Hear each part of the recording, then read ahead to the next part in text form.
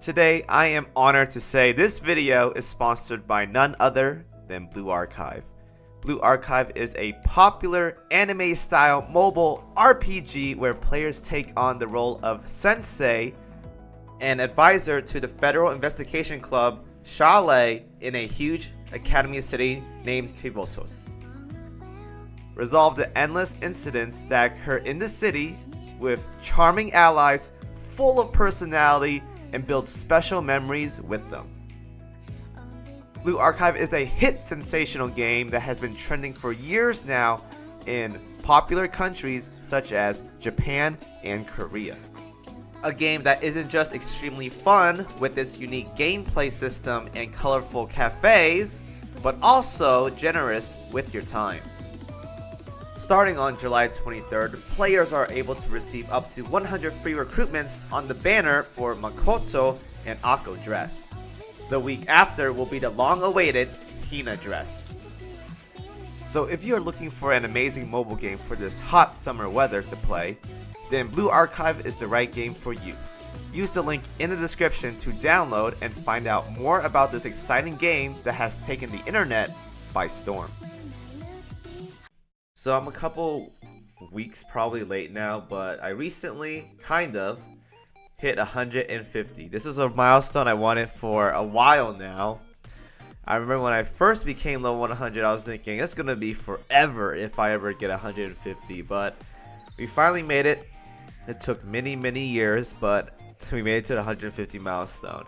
Am I ever gonna get 200 on this account? Probably not, because that's like so damn long down the road. I don't think even maybe a few people in the Chinese or Japanese servers are level 200, but me, nah, I'm probably never gonna get to 200. But if I do though, that'd be great, but I don't count on it. It's way too much of a grind.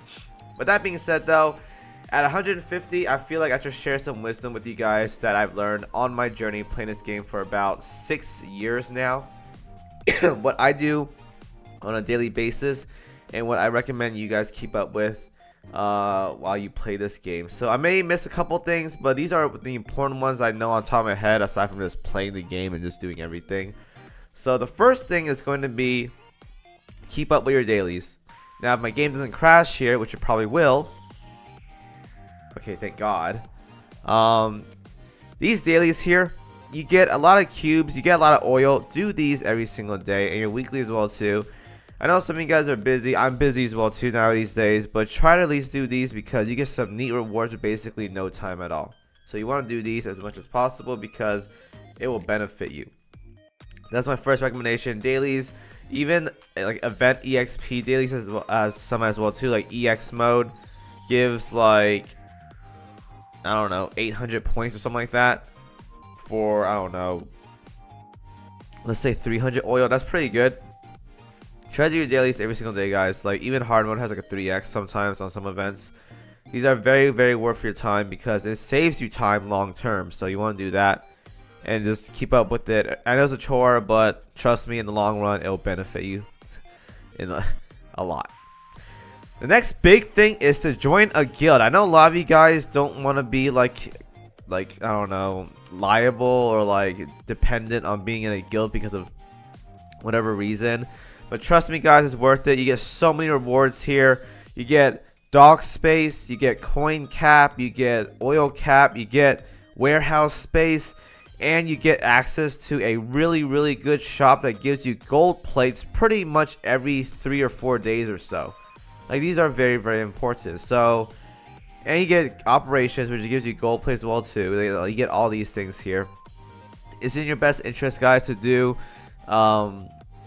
to join a guild, because if you don't, you're gonna miss out on so many things. If you guys aren't in one right now, highly recommend doing so. If you guys want, I have like 2 slots in my guild. I can probably make room for it. I'm in Avra. If you guys want to join my guild, search up this stuff in the top left corner. 2 slots available. Go ahead and do so.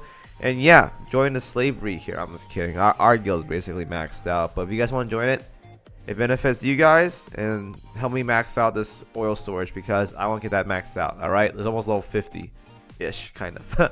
Whatever, dude. Next thing is to keep up with your PR researches. Now they did add a thing that's very good quality of life, which is the queues tab. This makes it so you can queue up to 6 of them and don't have to worry about these for like half the day or something like that. It's very, very good. Highly recommend you guys always do these. And again, I made a guide about how to do these efficiently about a week or two ago. If you guys don't want to listen to it, that's fine, but I recommend just doing this every single day because you're missing out on not only gear prints, which are very important, you're also missing out on developer prints, which is also very, very important. So do these every single day, keep up with them. It's going to help you out in the long run. Now, the fourth thing I recommend is that a lot of people do play the game how they want, and I really recommend you guys do that because you're not really motivated to play a game unless you work on something you really, really want to do. Most of the times when I play a new game, I find a character I like or something I really, really like, and I max them out because it makes me feel better about myself because it was a goal I had early into the game, and when I finally maxed it out, that's the goal done. So I say for most of you guys, play how you guys want. If you guys want to max out submarines, go ahead. If you guys want to max out like purple ships, blue ships first, go ahead and do so as well too. But if you guys don't want to do that though, maxing out meta ships are perfectly fine. Like the ultra rare ships, the Helena, Enterprise, ships like those are very, very good. Do that because that's going to help you out with boss content later down the line. And probably some campaign maps as well too. But again, for the most part, I recommend if you guys are new to the game, just max out the characters you guys want. And if you guys want to push campaign or bossing, that's when you want to get more towards meta stuff because that's when it's going to get a little bit more difficult. But do what you want first though. Now the fifth thing is, this is going to be a big chore to a lot of you guys and to me as well too, Operation Siren. Operation Siren is like a mid to end game player kind of content. It's a big chore. I made like a little TLDR in like 9 minutes on how to do this stuff. But keep up with this as much as possible, guys, because the rewards in this mode, even though it's one of the worst game modes ever nowadays because it's so much of a chore, it has some really, really good rewards in here. You get a lot of these nodes that gives you gold plates. You get gold plates as well too, like right here. You are prints, ordnance prints, gear stuff to make your gears from gear labs. You get meta enhancers right here and skill books. You want to do it every single day and you want to keep up with it every single month. Clear out everything on these maps like the yellow, green, the red nodes until everything looks like these squares right here, or these quadrants right here. If you guys can't do that, that's great. But I know OS is really painful to do, trust me. I've done it every single month for 4 years now, 3 years now. I don't even know how long, but it's annoying, trust me. But if you guys can't do that, it'll help you out a lot. Long run. Now the next thing is always do your best to clear out events. Like as of right now, we have the whole Radiant Pleasure of the Radiant Court going on right now. Do your best to clear out most of the good stuff from this shop. Like I went out and cleared gear skin boxes, which aren't that important, but the UR fire control radar and the cog arrays are very important. To some of you guys, cog chips are also important. I'm gonna grab these, and then UR stuff.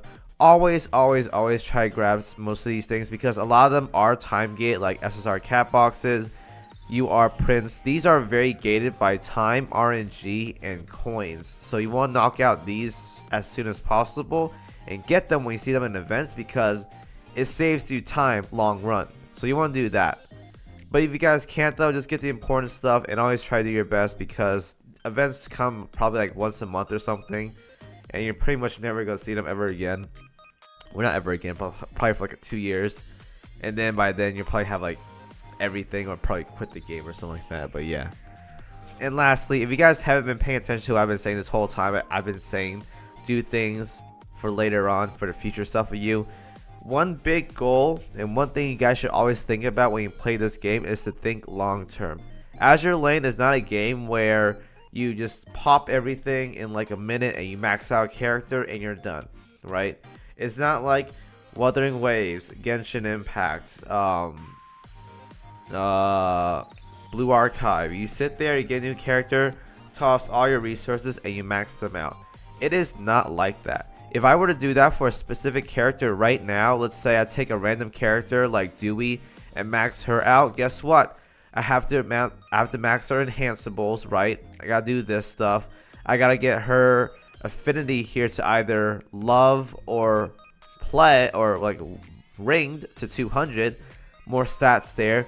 It takes time to level up skills. You always want to think about long term. Like, you can't, it's not a game where you play and max out your characters very fast. It takes time to do these things.